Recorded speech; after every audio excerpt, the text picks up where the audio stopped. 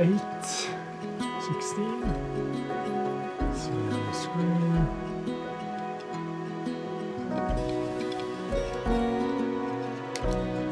Yeah, much better.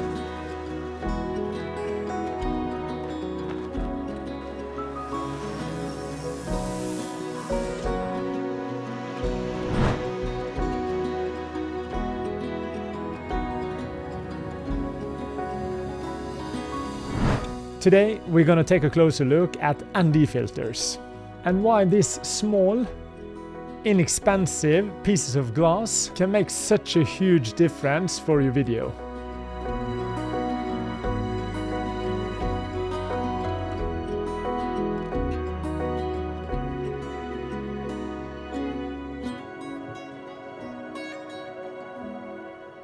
You see, ND filters are basically sunglasses for your camera, and it lets you control light and motion to better please your eyes.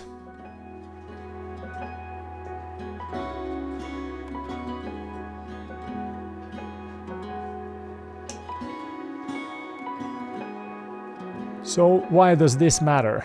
Well, depth of field and motion blur is two key elements to make the footage look more natural and more similar in how we take in the real world with our eyes.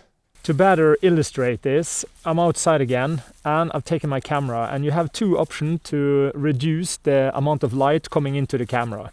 You can increase the aperture, but by increasing the aperture it will reduce the light coming in, but it will also make everything in the picture more in focus, so it will reduce the depth of field. The other option is to increase the shutter speed, but that will take away the motion blur and make everything really artificial and jello-ish. So when you use the ND filter instead, you get a much better exposure, you get a much better depth of field, and the image looks like your eyes would portray it in the real world.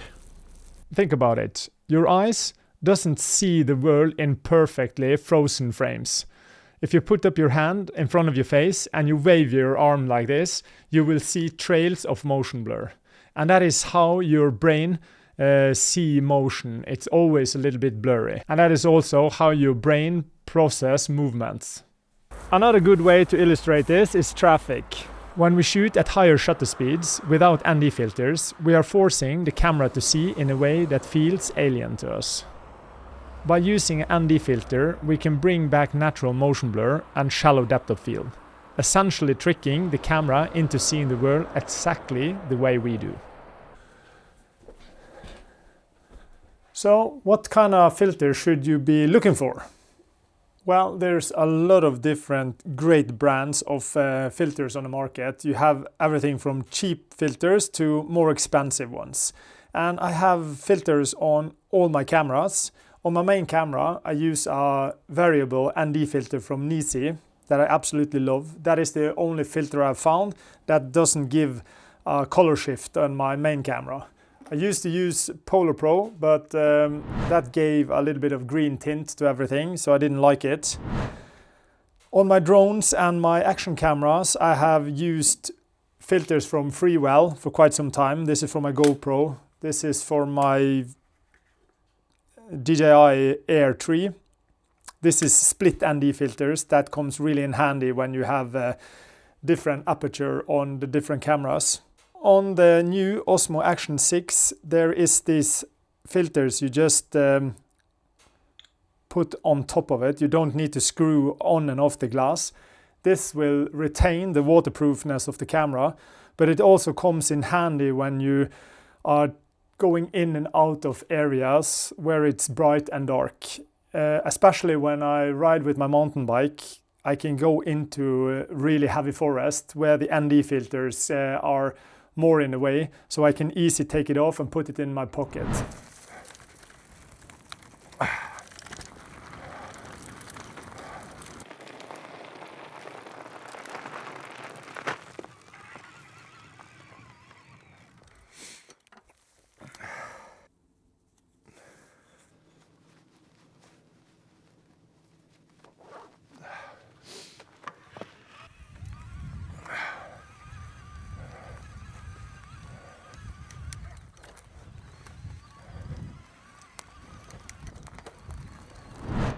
The same for the Mavic 4.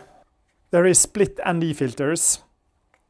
Because the main lens and the two smaller lens has different apertures, it's much easier to have the same setting for the shutter speed and aperture when you fly, when you change between the lenses when you fly with these split ND filters. So they are highly recommended when you have drone with more cameras or more lenses when you fly.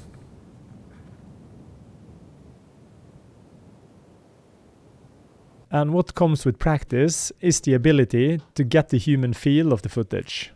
Your camera can set the parameters for an even exposure, but you are the one who dictates the feel of the footage. You have probably heard about 180 degrees shutter rules, cinematic footage and all that stuff. Well, these are all parameters that will guide you for a better result, but you are the one that adds the human feel to it. A famous writer once said, "Follow the laws, but break all the rules."